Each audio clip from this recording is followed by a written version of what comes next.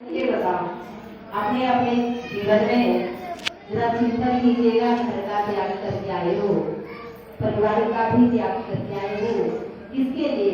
खाली भंडारा होगा आप घर में भी खाते हो, ऐसा नहीं आपके घर में कोई कमी है, उसी भंडारे से आप भंडारा बनना है, ऐसा नहीं है। लेकिन सोचिए, पुण्य कमाने आए हो तो पुण्य कहाँ से मिल जाए, कहाँ से हम उस पुण्य को अपने जीवन में जोड़ पाए, वो भाव होना चाहिए कि नहीं होना चाहिए?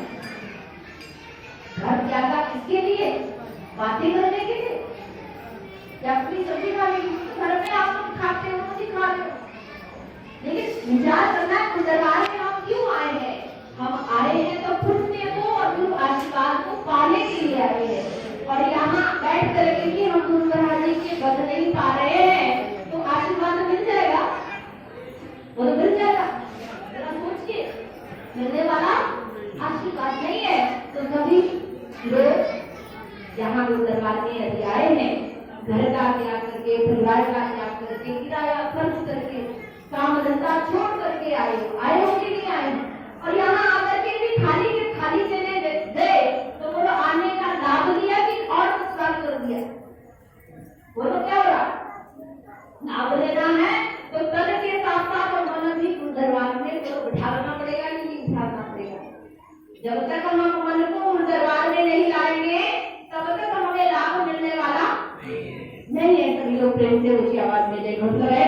प्रेम से बोलिए श्री शंकरदेव महाराज की जय, श्री रामचंद्र भगवान की जय, आदिशक्ति जगदम्बे श्री माता की जय, वृंदावन बिहारी लाल की जय, उमापति महादेव की जय, सीतापति रामचंद्र की जय, मानव धर्म की जय। आध्यात्मिक मंच पर आते हैं पूजनीय संत समाज एवं उपस्थित आदरणीय भक्तिमती प्यारी माताओं, बहनों एवं भाइयों, गुरु दरबार के इस पावन भूमि में बैठ करके काफी देर से हम आप सभी लोग सुंदर सुंदर हरिवंशों का लाभ ले रहे थे। और सभी जानते हैं आज गुरु पूजा का पावन पर्व है। इस पर्व के लिए लोग जैसे आप भी घर त्याग करके आए हैं, किराया खर्च करके आए हैं गुरु आशीर्वाद पाने के लिए। ये गुरु पूर्णिमा का जो पावन पर्व है, गुरु पूजा का पावन पर्व है, ये बड़ा ही पावन पर्व, बड़ा ही महत्वपूर्ण पर्व है, जिसमें एक शिष्य और सेवक का संबंध और रिश्ते को, गुरु और शिष्य के रिश्ते को अटूट बनाने के लिए शिष्य अपना सब कुछ छोड़ करके गुरु महाराज जी के श्री चरणों में आता है। और क्या भाव रखता है कि छोटे सारा संसार हो मेरे, सब गुरु ना छूटे, छूटे सारा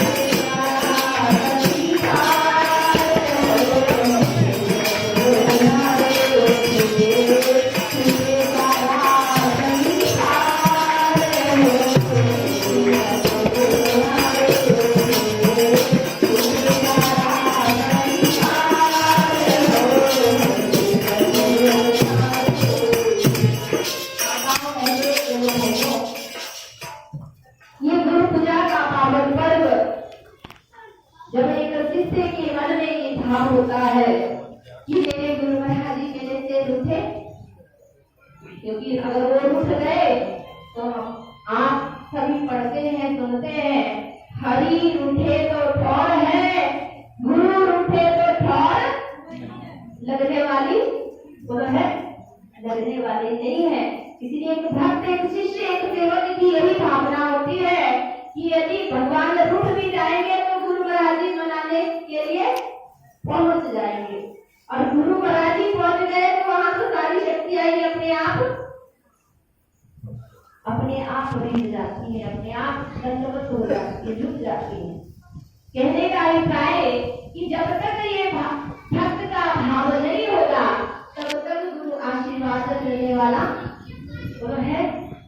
गुरु आशीर्वाद पाने के लिए जरा हम विचार करें, एक बीज होता है, उस बीज में हजारों फल देने की क्षमता होती है, लेकिन उस बीज जो एक बीज दाना है उसे फलीभूत होने के लिए वो पहले मिटना पड़ता है कि नहीं मिटना पड़ता है? वो मिटना पड़ता है कि नहीं मिटना पड़ता है? ऐसे ही एक शिष्य और सेवक को भी यदि गुरु भक्ति में, हमारे संत कहते हैं गुरु भक्ति से बिगड़ी संभल जाएगी, बंदे तेरी दुनिया बदल जाएगी।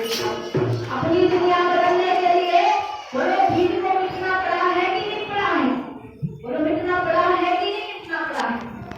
ऐसे ही हम और आप बचे हमारे जीवन में भी कैसा चमक आ जाए, मीरा और सबरी जैसी चमक आ जाए, हमारा भी वो ऐसा नाम दुनिया में यशगान हो, तो बताइए पहले मिटना पड़ेगा कि ऐसे ही हो जाएगा?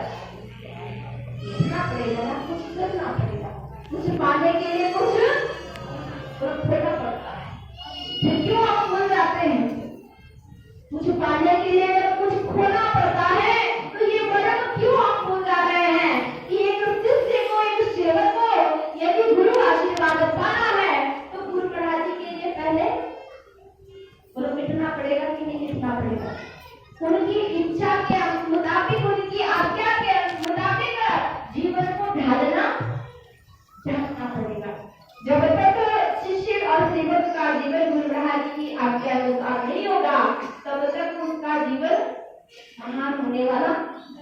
क्योंकि कबीरदास जी ने भी कहा कि गुरु को सिर पर रखिए, और सिर पे उठाकर लोग कान्हा जी को, लड्डू गोपाल को दरिया में उठा करके घूमते हैं, वैसे थोड़ी ना घुमा सकते।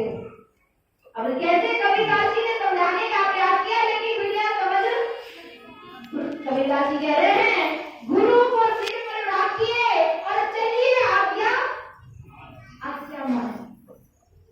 अब जरा विचार करना है, आज्ञा लेकर के गुरु महाराज जी के श्री चरणों में प्रार्थना करके घर से निकली तो हमारे संत कहते हैं, कहे कबीर का दास को तीन लोक डर डरना कि जब एक शिष्य, एक सेवक ऐसा करता है, क्या करता है कि अपने गुरु महाराज जी को अपने सिर पर रखता है, अपने सिर पर क्या करता है, गुरु आशीर्वाद लेकर के चलता है, तो उसे तीन लोग का भी डर नहीं होता।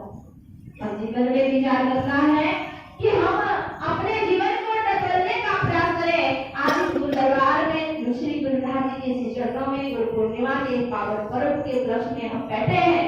अपने आप को बदलिए, हम क्या ये बातों को अपने जीवन में अपनाते हैं? घर से चाहे कोई भी काम करने के लिए हम कदम बढ़ाए, क्या हम अपने गुरु महाराज जी को याद करते हैं? क्या उनको अपने सिर पर उनकी आज्ञा लेकर के निकलते हैं?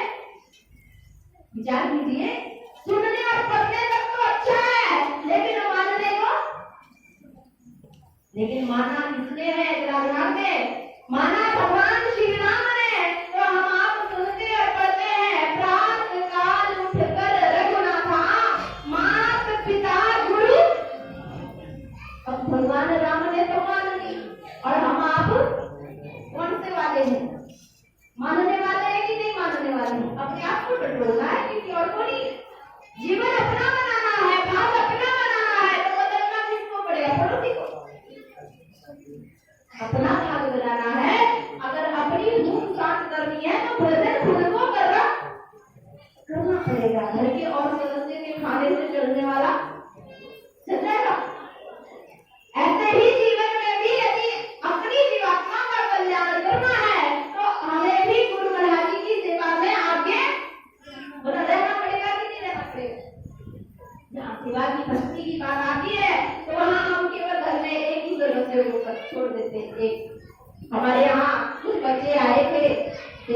के लिए।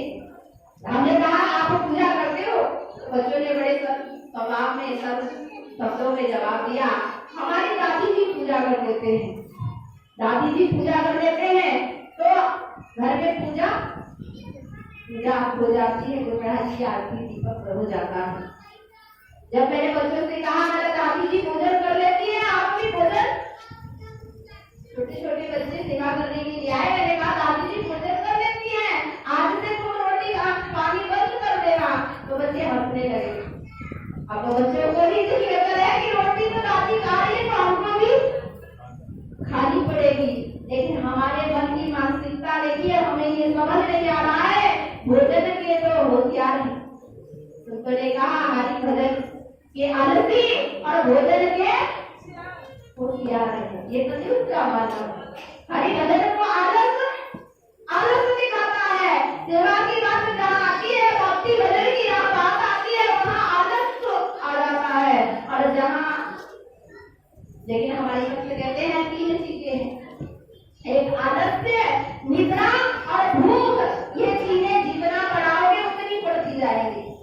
आलस्य, निद्रा और भूख ये ऐसी चीजें हैं जितना बढ़ाओगे बढ़ती जाएगी और जितना घटाओगे उतनी घटती जाएगी। लेकिन ये आप पर है, आप कितना इसे बढ़ावा देते हैं। नींद को जितना सोते रहोगे तो सोते ही रहोगे और नींद आती, आलस करते जाओगे, आलस आपको और जकड़ता चला जाएगा, और जकड़ेगा कि नहीं जकड़ेगा। भूख जितनी आप भूख को बढ़ाओगे, भूख कभी खत्म होने वाली बोलो है, खत्म होने वाली नहीं है। इसीलिए हमारे संत कहते हैं कि जो जीवन में प्रभु भक्ति के, हरि भजन के आलसी और भोजन के होशियार, आगे क्या बोलते हैं तुलसी ऐसे जीव को बार-बार हम तो बोल ही रहे, मैं तो बोल रही भाई जी निकाल बोल रहे। ये तो संतों ने कहा, महापुरुषों ने कहा, तुलसी ऐसे जीव को, एक बार नहीं 2 बार भी नहीं, तुलसी ऐसे जीव को बार-बार, एक बार की बात नहीं है, बार-बार। कि ऐसा जीव का मन यही है कि वो भगवान की भक्ति और सेवा में, पूजा में पीछे हो रहा है और माया से विकार में आगे बढ़ रहा है, तो ऐसे जीवन को धिक्कार है। वो किसी काम का नहीं है। इसलिए जीवन में आज इस गुरु पूजा के पावन पर्व में हम श्री गुरु महाराज से यही मांगे, यही प्रार्थना करें, हे गुरु महाराज जी भक्ति दान मोह दीजिए, गुरुदेवन के देव और नहीं कछु चाहिए, निश्चित दिन चरणन से जो सेवा का भाव होगा तो सेवा हमारा जीवन कल्याण कर देगी। जब भक्ति का, भजन का भाव होगा तो वो भी हमारा कल्याण करेगी, तारेगी कि डुबाएगी, बोलो तारेगी कि डुबाएगी, तारेगी।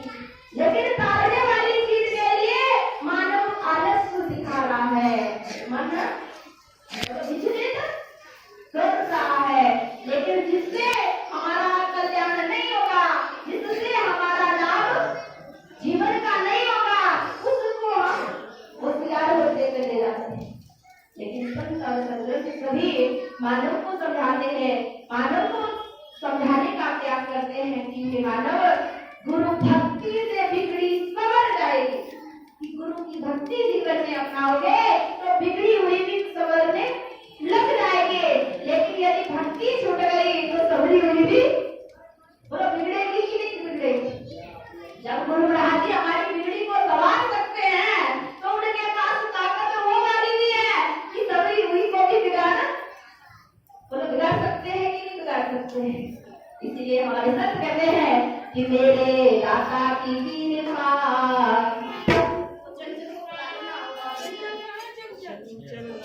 जिस पर हो जाए मौज उड़ाए, देखो मौज उड़ाए, सद्गुरु की कृपा जिस पर हो जाए मौज उड़ाए, देखो मौज उड़ाए, दाता की कृपा जिस पर हो जाए मौज उड़ाए, देखो मौज उड़ाए।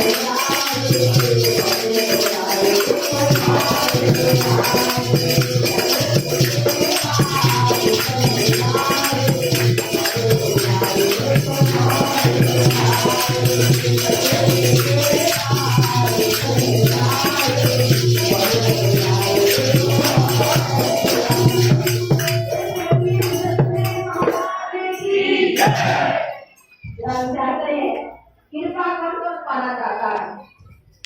कौन कौन सदगुरु की कृपा को पाना चाहता है? हाथ खड़ा करके बताओ, कौन कौन सदगुरु की कृपा को पाना चाहता है? कितने लोग ऐसे हैं जिनको हमारी भाषा समझ नहीं आ रही? आ रही है? यहाँ जो दरबार में आप आए हो, किसके लिए आए हो? गुरुराज जी का आशीर्वाद और उनकी कृपा को पाने के लिए। अब जरा विचार करो, यहाँ कृपा पाने को आए हो लेकिन आलस दिखा रहे हो तो कृपा मिल जाएगी ना? सदगुरु की कृपा जिस पर हो जाए, मौज मौज किसको देनी? जिसको कृपा होगी। लेकिन कृपा के लिए तुम ताली भी यहाँ बैठ करके बजा नहीं पा रहे हो तो कृपा ऐसे ही हो जाएगी। खाली आप से कृपा करने वाली नहीं है, कर्म करना पड़ेगा, क्योंकि हमारे सदग्रंथ और सदसंत महापुरुष लोग जाते कर्म प्रधान है और वही हम छोड़ देंगे तो जरा जातना आलस और निद्रा वो सताएगी कि नहीं सताएगी? और जहाँ वो सताए आप पर व्यापी तो वह नहीं बेड़ा हल्का होगा कि भारी हो जाएगा? बेड़ा ग्रस्त हो जाएगा, भारी हो जाएगा। और वो भारी चीज हमारे साथ वो डूबती है कि तैरती है? डूब जाती है। इसीलिए अपने इस मनुष्य शरीर को हल्का करना है तो हमें अपने पापों को कैसे ना कैसे गुरु दरबार में आकर के बस कम करने की कोशिश करनी चाहिए कि नहीं करनी चाहिए? खाली यहाँ आकर के बैठ गए, आंख बंद करके सो गए, बस यही भक्ति क्या हमारा कल्याण कर देगी? जरा सोचिए, क्या ऐसी भक्ति करने से हमारा बेड़ा पार हो जाएगा? हो जाएगा? होने वाला नहीं है। हमें कर्म जो प्रधान हमारा है, मनुष्य चोला बड़े भाग्य से हम आपको मिला हुआ है, उस कर्म को अपने मानव जीवन में ढालना तो उतारना पड़ेगा कि नहीं उतारना पड़ेगा? यदि ये दरबार में हम आए हैं, सेवा भी करना पड़ेगा, भजन भी करना पड़ेगा, सत्संग भी करना पड़ेगा और दर्शन भी। चार चीजें प्रमुख गुरु भक्ति की है और वो चारों चीजें जिस शिष्य के पास नहीं है वो शिष्य कहलाने के काबिल है, क्योंकि 4 चैप्टर गुरु भक्ति के हैं और उन 4 चैप्टरों में से एक चैप्टर आप पढ़ नहीं रहे हो तो आप शिष्य भक्ति में पास हो जाओगे। अगर आपका बच्चा स्कूल में जाता है, उसके सब्जेक्ट 4 है और 4 में से एक में भी वो फेल हो गया तो उसकी क्लास कितनी हो जाती है? तो पास माना जाता है। अगर एक सब्जेक्ट में वो फेल है तो क्या फंसता रहता? फिर दोबारा वही काम वही पढ़ाई करनी पड़ती है, उसे आगे बिठाया नहीं जाता है। अब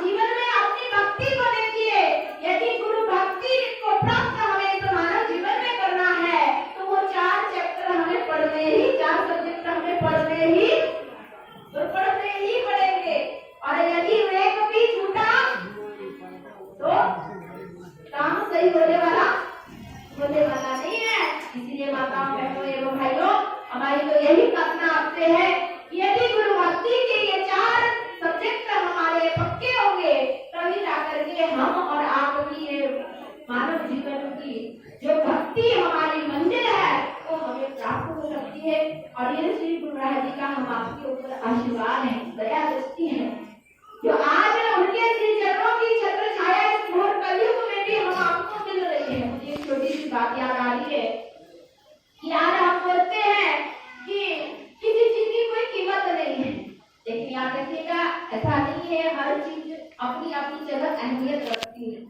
और भाग्यशाली की जीवन मानव योनि का पाया है तो इसको ही कोई बेकदरी में मत डालिए, इसको भजन सेवा सुंदर में लगाने का प्रयास कीजिए।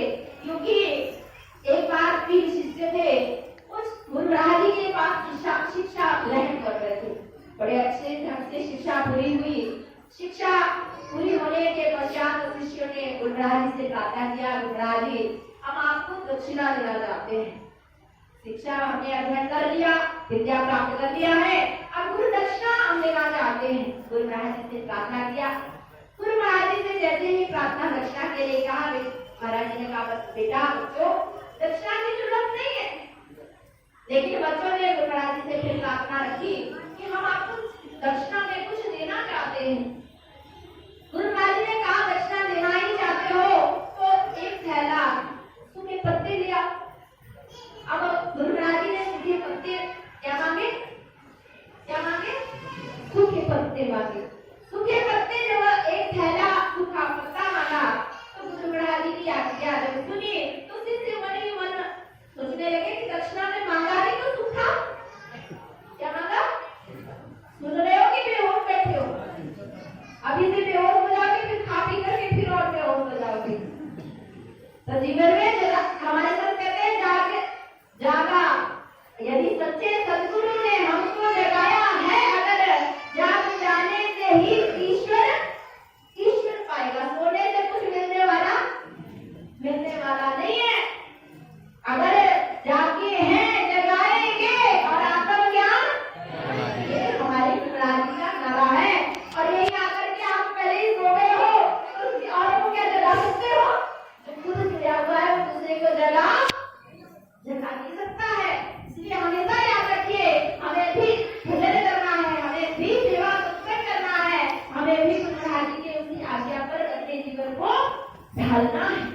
और जब हमारा ही जीवन गुरु आज्ञा में अपना बदलाव ला ही नहीं पाया है तो हम औरों को कैसे बदल पाएंगे?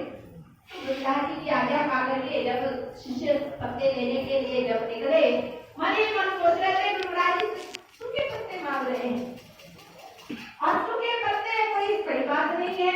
जंगल की तरफ निकले, तीनों के तीनों सूखे पत्ते इकट्ठा कर रहे हैं, लेकिन जहाँ पूरे जंगल में छान मारा, सूखे पत्ते मिले भी तो मुट्ठी भर पत्ते इकट्ठा कर पाए। बड़ा आश्चर्य तीनों शिष्यों को हुआ कि गुरु महाराज जी ने आज दक्षिणा मांगा तो पत्ते का ढेर लगा रहता था, आज पत्ते ही जंगल में गायब हो गए। बड़े सोच और विचार में बैठे हुए थे, सामने से एक किसान आया, उसके पास एक पत्तों का बोरा सिर पर उठाए हुए जा रहा था। उन्होंने किसान से कहा, भाई ये पत्ते जो सूखे हैं हमें दे दीजिए, हमें इसकी आवश्यकता है, आप ये सूखे पत्ते हमें दे दीजिए। तो किसान कहता है कि आपसे ज्यादा आवश्यकता मुझे है, मुझे इन पत्तों की जो सूखे पत्ते हैं आपसे भी ज्यादा आवश्यकता मेरे को है, क्योंकि इससे मेरा पूरा घर का खर्च चलता है, आर्थिक व्यवस्था इन पत्तों के बल पर चलती है। किसान ने मना कर दिया और शिष्यों से कहा, भाई यदि तुम्हें पत्ते चाहिए तो इस नगर का एक सेठ है जिसके घर में जोड़े और पत्थरों का काम होता है, वहाँ पत्तों का ढेर लगा हुआ है, बेशुमार पत्ते वो जोड़ के रखता है, आप उनके पास जाइए, वहाँ से आपको जरूर पत्ते प्राप्त हो जाएंगे। शिष्य घूमते घूमते गुरु महाराज जी की आज्ञा पाई थी, आज्ञा अनुसार जंगल में ढूंढाना, पत्ते नहीं मिले, किसान ने मांगा, पत्ते नहीं मिले, और सेठ जी के घर में जाके पहुंचे, और सेठ जी के घर पे जाके जब पहुंचे तो देखा पत्तों का ढेर लगा हुआ है। लेकिन जब प्रार्थना किया, सेठ जी से मांगा कि कहा कि हमें आपसे सूखे पत्ते चाहिए, तो तो सेठ ने भी मना कर दिया। सेठ ने भी मना कर दिया, इनकार कर दिया कि ये पत्ते मैं आपको नहीं दे सकता, इन पत्तों से मेरा पूरा कारोबार चलता है, लोटे पत्थर इन पत्तों से बनते हैं।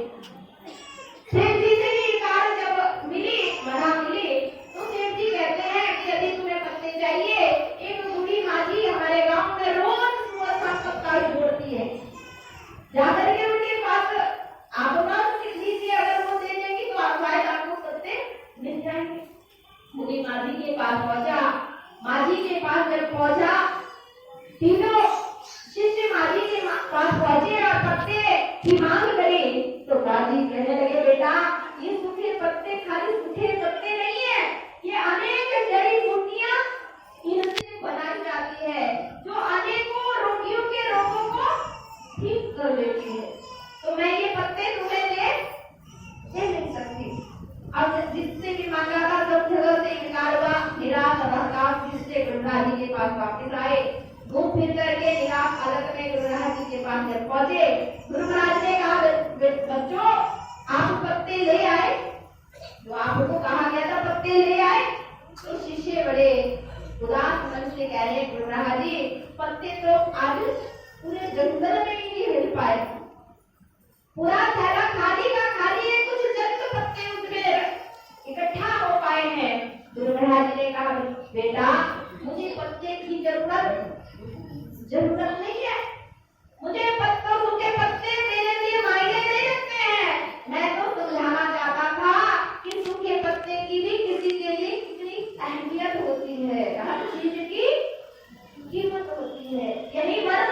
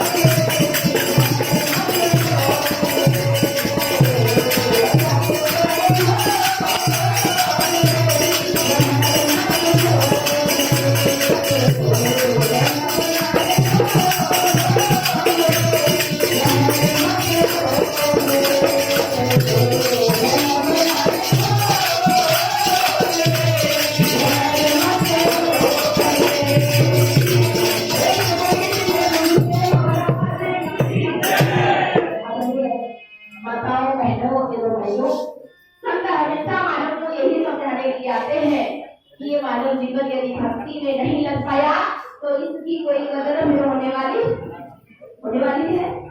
जल करके रात की घेरी बन जाएगा और खाली के खाली बन जाएगा। इसलिए संत समझाते हैं समय चला जाएगा फिर बड़ा पछताएगा। आंख अब खोल रे मुँह मत खोल रे। इसलिए जीवन के अंदर हम ये आज श्री गुरु महाराज जी के श्री चरणों में प्रार्थना करके अधिक लगा करके जाए। हे गुरु महाराज जी, वो भक्ति की तार जोड़ करके रखिएगा जिससे ये नैया कहीं डूब ना जाए। अगर वो तार टूट गया तो ये कलयुग की पाप के समुद्र में कहीं भी बह जाएगी कि किनारे लग जाएगी, बह जाएगी। इसलिए कहने का अभिप्राय आज श्री गुरु महाराज जी के श्री चरणों में इस गुरु पूजा के पावन पर्व में एक ही प्रार्थना रखे, एक ही अर्जी रखे कि जीवन के अंदर गुरु महाराज जी गुरु चरणों की भक्ति दे दीजिएगा, गुरु चरणों की सेवा देते रहिएगा जिससे कि ये नैया इस माया के भंवर में कहीं फंस ना जाए। जो सेवक, जो शिष्य गुरु महाराज जी की सेवा से जुड़ा रहता है, सत्संग से जुड़ा रहता है और सुमिरन से जुड़ा रहता है, दर्शन से जुड़ा रहता है, उसकी नैया गुरु महाराज जी कभी बहकने नहीं देते हैं। तो आज इस पावन पर्व में एक संकल्प करके हम जाए कि हम श्री गुरु महाराज जी के श्री चरणों में सबसे पहले जो धर्म भगवान श्री राम ने निभाया, प्रात काल उठकर रघुनाथा मात पिता गुरु, तो गुरु पूजा के पावन पर्व में एक संकल्प अपने अंदर लीजिए। यदि राम जी ने धर्म निभाया है तो हम आपको निभाना पड़ेगा कि नहीं पड़ेगा, निभाना पड़ेगा कि नहीं निभाना पड़ेगा। तो हम राम जी से बड़े वाले तो है नहीं, उन्होंने अपने माता पिता और गुरु के आगे सिर झुकाया है। और कबीरदास जी ने भी कहा कि गुरु को सिर पर रखिए, चलिए आज्ञा माने, कहे कबीर का दास को तीन लोग डर। तो ये संकल्प आज पूजा के पावन पर्व में लेकर के चले कि हमसे ज्यादा नहीं तो एक धर्म तो हम निभाए, एक नियम तो गुरु महाराज जी के श्री चरणों में नतमस्तक होने का निभाए। और जब वो संकल्प और नियम हमारा होगा तो गुरु महाराज जी की अवश्य नजर और कृपा हमारे ऊपर अवश्य होगी। तो आज इस पूजा के पावन पर्व में एक प्रार्थना गुरु महाराज जी से रखें, भक्ति सेवा और भजन में गुरु महाराज जी लगाए रखना, इतनी कृपा गुरु पर बनाए। आगे पर बोलने वाली के विचार होंगे, हम सभी लोग पर बोलने वाली के विचारों को मन लगा करके श्रवण करें और जीवन में उतारने का प्रयास करें।